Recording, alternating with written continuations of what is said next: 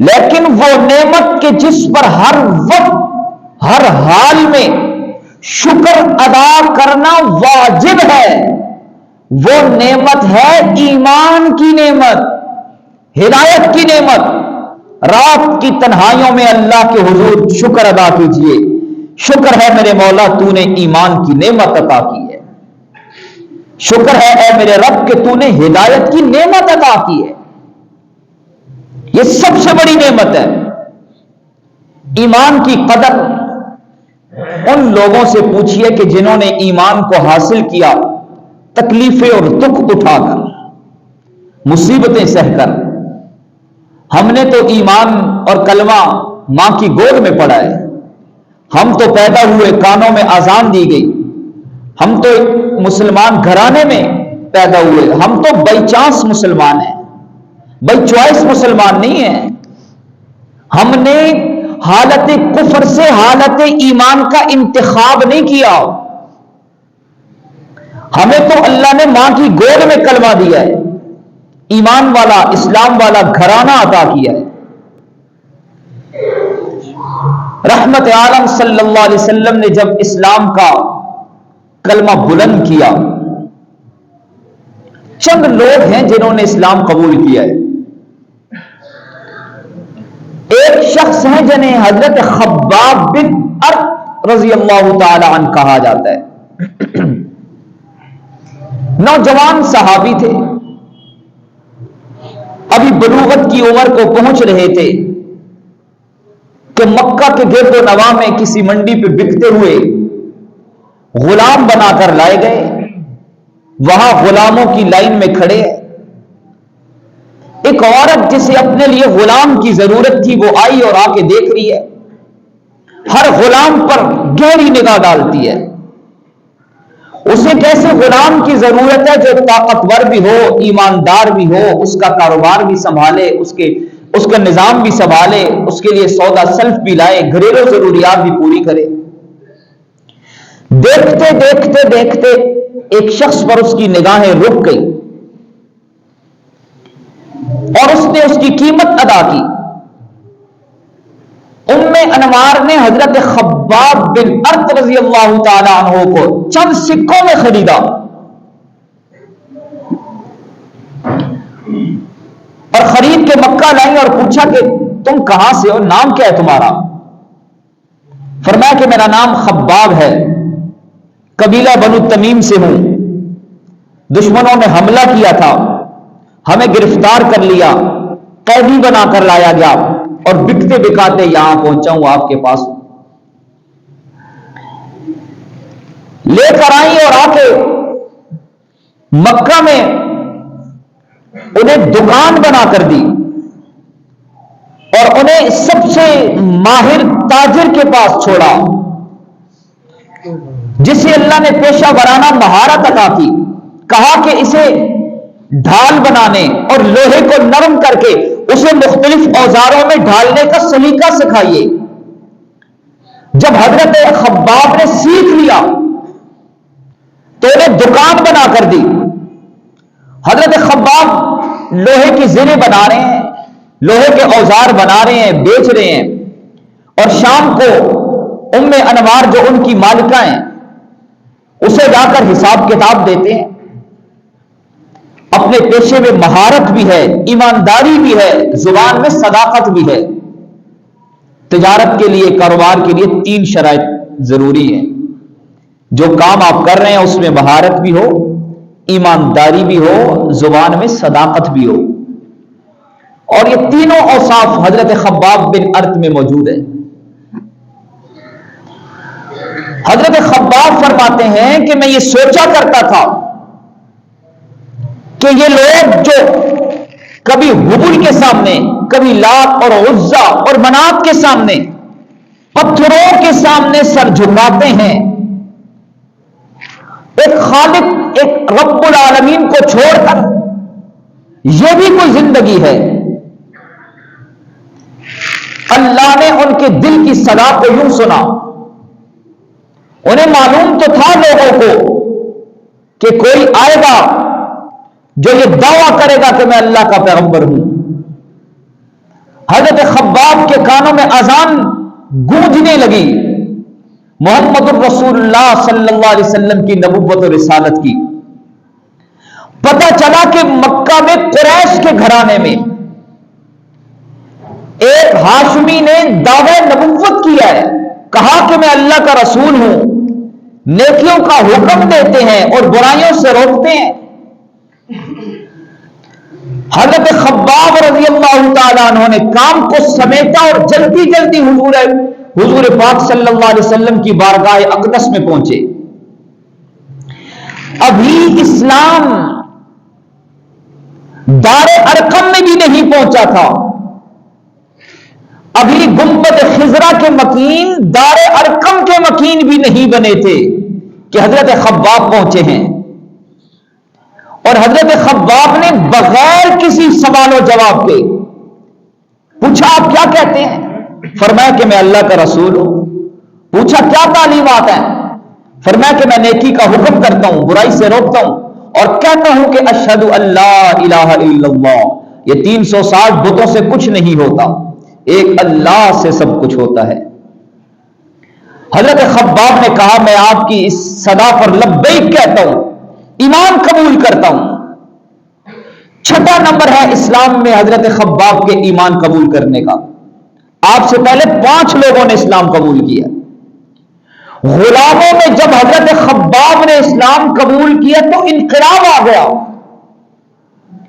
مکہ کے چودھری اور رؤساء سر جوڑ کر بیٹھ گئے اور کہنے لگے کہ اب تو ہماری حالت یہ ہے کہ ہمارے نوکر، ہمارے غلام بھی محمد الرسول اللہ صلی اللہ علیہ وسلم کا کلمہ پڑھتے ہیں اور علی الاعلان ہمارے بتوں کو برا بھلا کہتے ہیں. سرعام یہ کہتے ہیں کہ ان سے کچھ نہیں ہوتا، اللہ سے سب کچھ ہوتا ہے. ہمارے زوال کی اس سے بڑی اور کیا نشانی ہوگی؟ کیا کرنا چاہیے؟ سب سر جوڑ کے بیٹھے ہوئے. میٹنگ میں یہ طے پایا متفقہ طور پر کہ جو شخص بھی اسلام قبول کرے وہ قبیلے والے اس پر اتنا ظلم کرے، اس قدر اسے ستائیں کہ اسے مجبور ہو کر ایمان اور اسلام سے ہاتھ دھونے پڑے، وہ خود اسلام کو چھوڑ دے، اس قدر اسے ستایا جائے. حضرت خباب رضی اللہ تعالی عنہ یہ وہ شخص ہیں کہ جنہوں نے جب اسلام قبول کیا تو پھر علی الاعلان یہ کہا کہ میں نے اسلام قبول کیا ہے، پھر اسلام کو چھپایا نہیں. ان کی مالکہ ام انمار اور اس کا بھائی عبد العزا، ان کی یہ ذمہ داری لگی کہ تم اپنے اس نوکر پر ظلم کرو، ستم ڈھاؤ. عبد العزا نے مکہ کے اوباس لڑکوں کو لیا اور حضرت خباب بن ارت رضی اللہ تعالیٰ عنہ کی دکان پر پہنچا. دیکھا کہ وہ اوزاروں سے بنا رہے ہیں، اپنے پیشے میں اپنا کام کر رہے ہیں. پوچھا کہ تم کیا کہتے ہو؟ فرمایا کہ میں یہ کہتا ہوں لا الہ الا اللہ محمد الرسول اللہ. میں یہ کہتا ہوں کہ اللہ کے سوا کوئی عبادت کے لائق نہیں، محمد صلی اللہ علیہ وسلم اللہ کے رسول ہے. کہا کہ ان بتوں کے بارے میں کیا کہتے ہو؟ فرمایا کہ میں یہ کہتا ہوں کہ ان سے کچھ بھی نہیں ہوتا، سب کچھ اللہ کے حکم سے ہوتا ہے. وہی سب کچھ کرنے والا ہے، وہی خالق ہے، مالک ہے، رازق ہے، عطا کرنے والا ہے، وہی پیدا کرنے والا ہے، وہی عبادت اور سجدوں کے لائق ہے، وہی سننے والا ہے، قبول کرنے والا ہے اور قبول کرنے کے بعد عطا کرنے والا ہے. تو اس نے اپنے اوباس لوگوں سے یہ کہا کہ اس کو مارو. وہ سب ٹوٹ پڑے ان پر.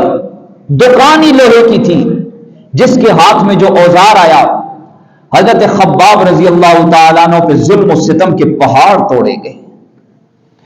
اور پھر 1 دن نہیں، 2 دن نہیں، 3 دن نہیں، 1 سال نہیں، 2 سال نہیں، 13 سال 13 سال ہر صبح ہر شام ہر دن کوئی دن ایسا خباب کی زندگی کا نہیں گزرا جس دن حضرت خباب پہ ظلم نہ کیا گیا ہو۔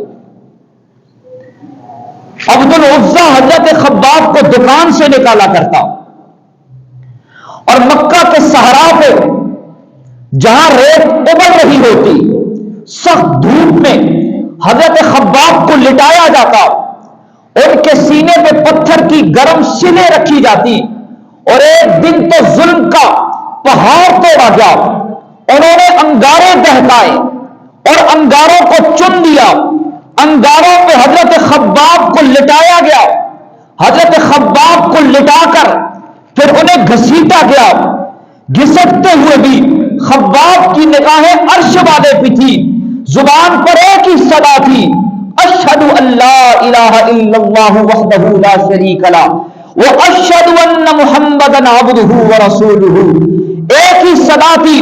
حضرت خباب کے جسم میں گٹھے پڑ گئے، حضرت خباب کے جسم سے رطوبت نکلنے لگی، اور آپ کے جسم کی رطوبت سے وہ انگارے ٹھنڈے ہو گئے، تب حضرت خباب کو اتارا گیا۔ حضرت خباب پر اس قدر ظلم ہوا کہ ان کی مالکہ ام انمار آ رہی ہیں، اپنی دکان کے سامنے سے گزری، دیکھا کہ اندر حضرت خباب بیٹھے ہوئے ہیں، وہ اندر گئی اور اس نے وہ لوہے کی سلاخ جو حضرت خباب نے گرم کی ہوئی تھی، سرخ لوہے کی سلاخ کو اٹھایا اور حضرت خباب کے سر کو داغا، آپ کا سر مبارک زخمی ہو گیا، جسم مبارک زخمی ہے، نشانات پڑے ہوئے ہیں، یہاں تک کہ ہجرت کا حکم ہوا۔ 13 سالہ مکی زندگی ہے، مکی دور ہے، 13 سال کے بعد ہجرت کا حکم ہوا۔ حضرت خباب تنہائی کے عالم میں اس مالکہ کے لیے بد دعا فرمایا کرتے تھے، میرے مولا تو اسے تباہ کر، برباد کر دے، مظلوم کی آہیں، مظلوم کی سسکیاں ان میں اور عرش والے کی رحمت میں کوئی رکاوٹ نہیں ہوتی، مظلوم کی بد دعا سے بچو، وہ ڈائریکٹ عرش پہ جاتی ہے، مظلوم چاہے کافر ہی کیوں نہ ہو، مظلوم چاہے مشرک ہی کیوں نہ ہو، تب بھی اس کی دعا میں اور اللہ کی رحمت میں کوئی حجاب نہیں ہوتا، مظلوم کی بد دعا ڈائریکٹ عرشوں پہ جاتی ہے۔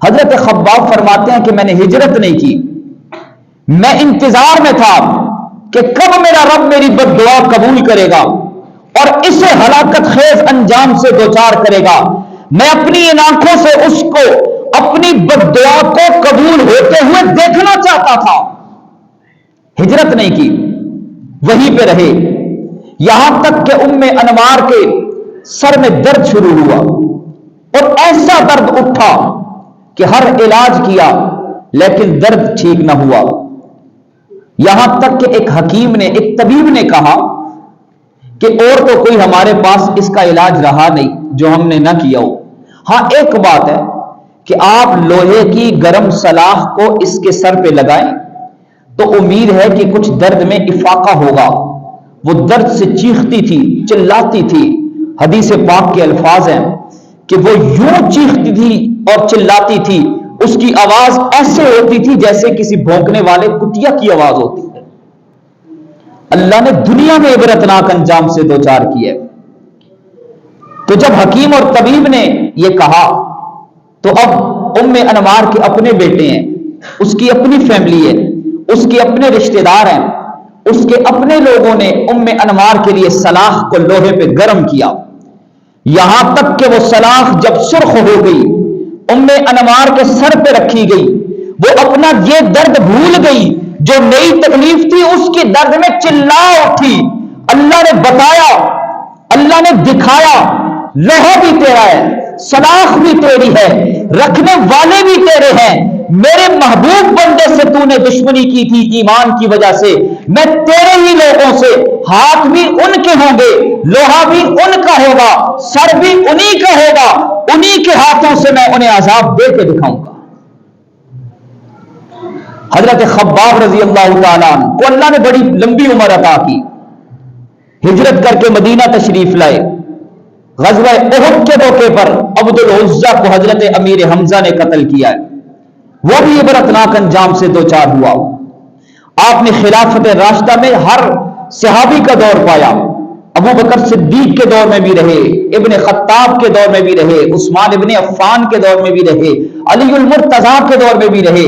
حضرت عمر بن خطاب رضی اللہ تعالیٰ عنہ نے ایک مرتبہ حضرت خباب کو بلند جگہ پہ بٹھایا اور فرمایا کہ حضرت بلال کے بعد آپ کا یہ اعزاز ہے کہ اسلام اور ایمان کے لیے آپ کو بڑا ستایا گیا, آپ پر بڑا ظلم کیا گیا, مجھے اپنی مظلومیت کی داستان تو سنائیے.